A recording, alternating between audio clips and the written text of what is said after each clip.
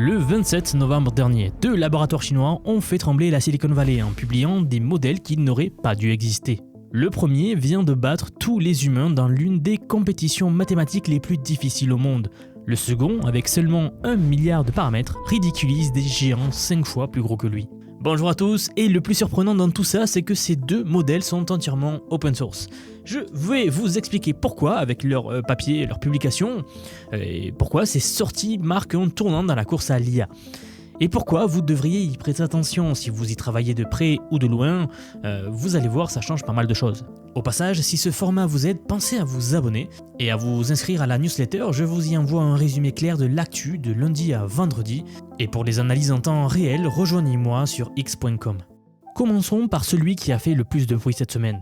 DeepSeek vient de publier Math V2, un modèle spécialisé dans le raisonnement mathématique.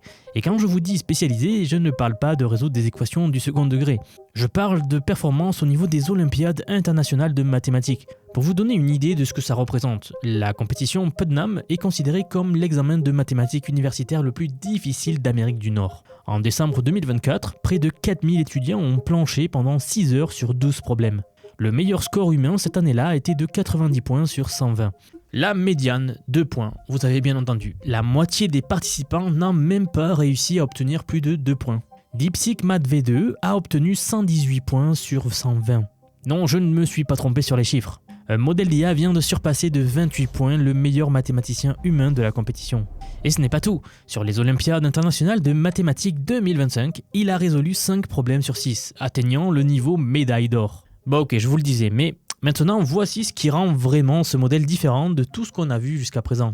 La plupart des systèmes d'IA mathématiques se concentrent sur une seule chose, trouver la réponse finale. Est-ce que le résultat est correct ou non? C'est la méthode traditionnelle d'apprentissage par renforcement des IA, c'est comme ça qu'on entraîne les IA aujourd'hui. Le modèle d'IA va recevoir une récompense quand il trouve le bon nombre, et c'est tout. Le problème avec cette approche, c'est qu'elle a atteint rapidement ses limites. Un modèle peut très bien arriver au bon résultat par accident, en faisant des erreurs qui s'annulent mutuellement. Ça fonctionne pour les QCM, mais pas pour les vraies mathématiques. Dans le monde académique, dans les compétitions sérieuses, ce qui compte n'est pas seulement la réponse finale, c'est ce qu'on appelle la rigueur du raisonnement, la qualité de la démonstration, la cohérence logique de chaque étape. DeepSeek a compris cela et a construit Math V2 autour d'un principe révolutionnaire qu'ils ont appelé le raisonnement auto-vérifiable. Ici, le modèle ne va plus se contenter de résoudre un problème, il prouve sa solution. Il doit vérifier son propre travail et admettre donc ses erreurs quand il en fait. Et là, pour y arriver, ils ont mis en place une architecture en 3 couches qui ressemble étrangement à un système éducatif bien pensé.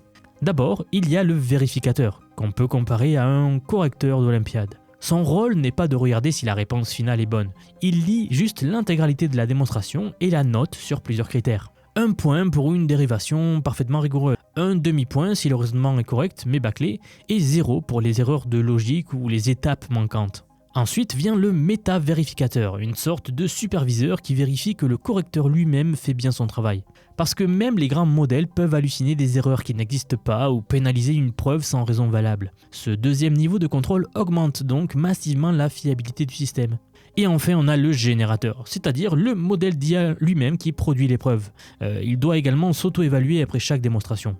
C'est là que DeepSeek a fait quelque chose d'audacieux. Le modèle est récompensé pour son honnêteté, pas seulement pour sa justesse. S'il fait une erreur et l'admet ouvertement, il reçoit une récompense. S'il essaie de bluffer en prétendant que tout va bien, alors il est pénalisé. Et cette approche force justement le modèle à réfléchir véritablement à ses démonstrations, à identifier ses points faibles et à corriger ses problèmes plutôt que de fabriquer de la confiance artificielle. Le résultat, c'est que les hallucinations diminuent drastiquement et que le raisonnement devient beaucoup plus stable. L'autre aspect fascinant de ce système, c'est sa capacité à évoluer de manière autonome. Alors on en parle souvent sur la chaîne, mais pour cet exemple ici, les démonstrations difficiles à noter ou à résoudre deviennent automatiquement de nouvelles données d'entraînement.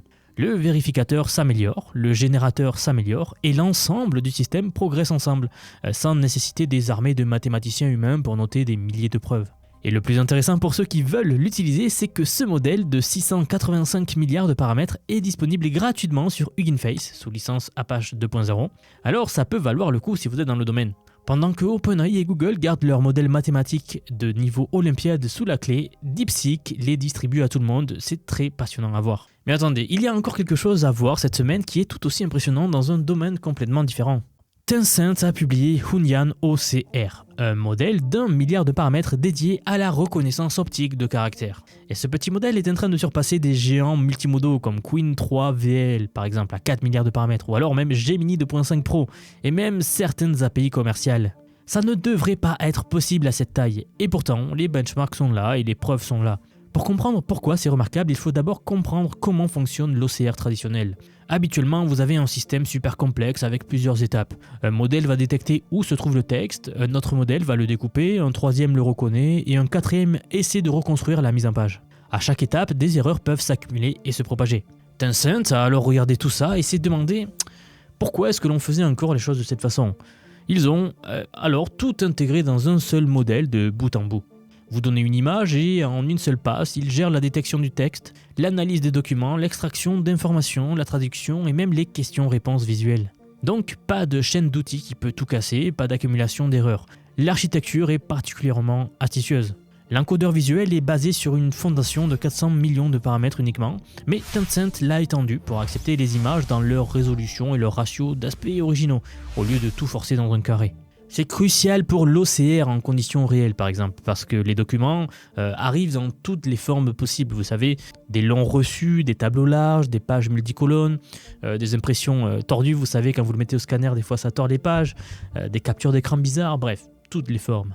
Après le traitement de l'image, c'est un autre module qui va compresser les tokens visuels en quelque chose de plus court et gérable, sans perdre les détails importants liés au texte. Voilà ce qui permet au modèle de langage de rester léger et rapide.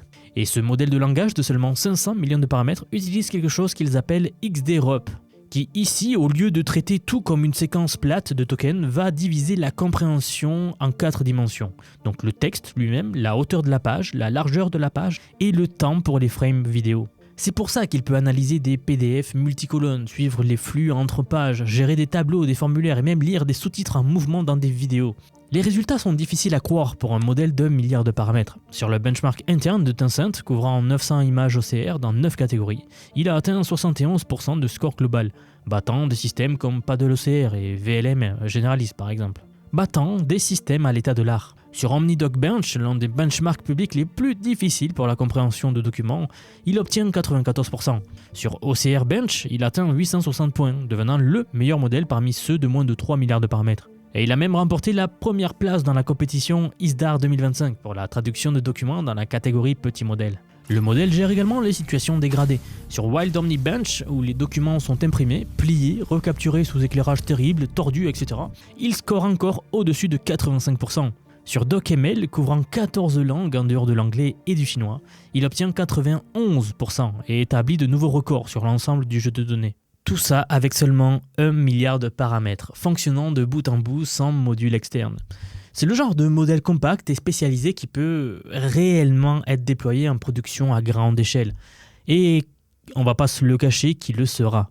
Ce qui est fascinant quand on regarde ces deux sorties côte à côte, c'est qu'elles représentent deux philosophies qui semblent opposées mais qui sont peut-être complémentaires. D'un côté, nous avons DeepSeek Math V2 avec 685 milliards de paramètres qui poussent le raisonnement mathématique jusqu'à des sommets jamais atteints.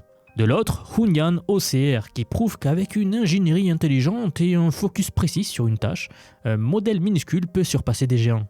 La question que tout le monde se pose dans l'industrie en ce moment, c'est laquelle de ces deux directions va dominer à long terme. Les modèles massivement spécialisés qui excellent dans des domaines précis, ou alors les systèmes généraux qui font tout mais peut-être un peu moins bien. Ma conviction personnelle, c'est que la vraie révolution sera dans la combinaison des deux. Des orchestrateurs intelligents qui savent quand appeler un spécialiste et quand utiliser un généraliste. Mais peu importe la direction que ça prendra, une chose est certaine, les mois qui viennent vont être passionnants pour ceux qui maîtrisent ces outils. Et justement, si en regardant cette vidéo, vous vous êtes dit que tout ça évolue vraiment très vite, que comprendre ces technologies devient de plus en plus important pour votre carrière, votre business ou votre vie personnelle, et que vous aimeriez avoir une formation structurée pour maîtriser l'IA plutôt que de courir après chaque nouvelle annonce, alors j'ai quelque chose pour vous. J'aimerais vous dire que depuis quelques mois déjà, j'ai construit un programme d'apprentissage unique. Je vous apprends l'IA sous tous ses aspects. C'est un parcours pensé pour vous transmettre tout ce que je sais. Alors non seulement sur les modèles comme ChatGPT, Gemini de Google, Grok que l'on vient de voir, mais bien d'autres. Je vous montre surtout en fait la manière de les intégrer concrètement dans votre vie, dans votre travail, dans vos projets. Et ce, que vous soyez salarié, indépendant, entrepreneur ou même à la retraite. Nous avons beaucoup de retraités dans la communauté. J'ai récemment sorti la plus grosse mise à jour à ce jour de la formation. Ça fait un petit moment que j'en parlais, mais ça y est, elle est là, elle est en ligne. Donc, un module entièrement dédié à l'automatisation par IA. Autrement dit, la création des agents IA, des espèces de salariés virtuels qui vont travailler pour vous et tout faire pour vous.